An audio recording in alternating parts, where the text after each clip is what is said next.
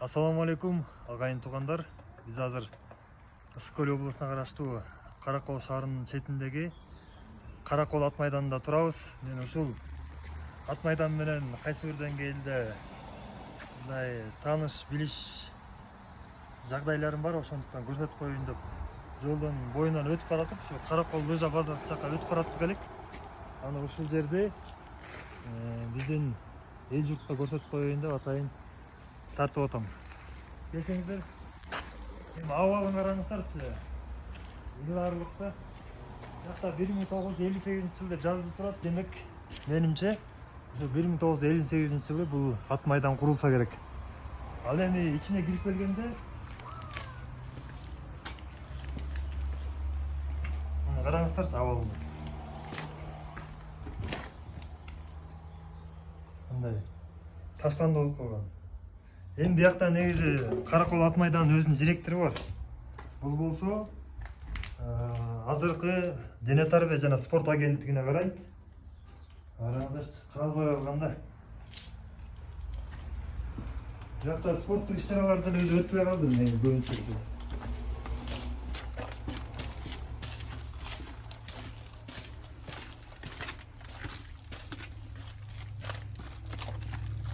Bunun kança gektar ekенин так унутуп калдым, туугандар.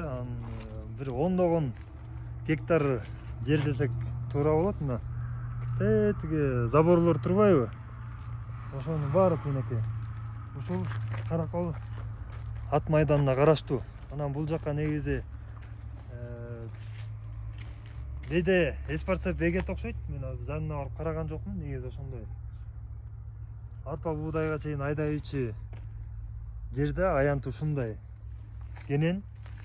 Ал эми ат майданынын абалы мына ушундай. Биз кайра эле ошол президентибиз Садыр Жапаровго кайрылууга туура келет. Себеби спортко жакшы көңүл бурулуп атат. Футболго аябай чоң көңүл буруп болуп, Камчыбек Ташиев да өзүнүн чоң салымын кошуп атат. Мен айтар элем, ушул спорттун улуттук түрлөрү боюнча дирекцияда иштеп кеткен кызматкер катары мурда ушу улуттук спортубузга да көңүл буруп, көк бөрү баштаган оюндарыбыз кайра жанданса, ушундай биздин ат майдандарыбыз, тарыхый жерлерибиз оңолуп түзөлсө, бул жерлер башка бир билбейм, Караколдун мэриясындабы же администрацияга өтүп кетпей, ушул кайра эле ат майдан боюнча сакталса деген ойду айткым келет. Ал эми тетиги жерде мына бир 200-300 метр аркы жерде чолгон токой темирлер жатат. Аз камерадан көрүнүп атабы билбейм.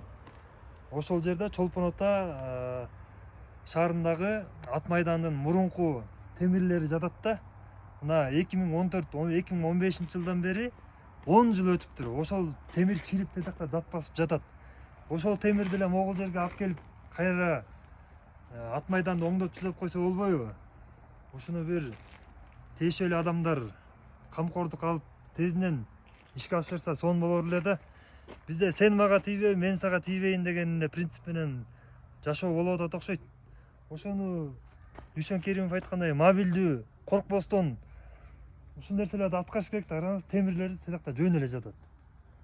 Ошол туугандар, ар дайым улуттук спортубуз өнүксүн, ушундай тарыхый жерлерибиз оңолуп түзөлүп, элге кызмат кылсын. Рахмат.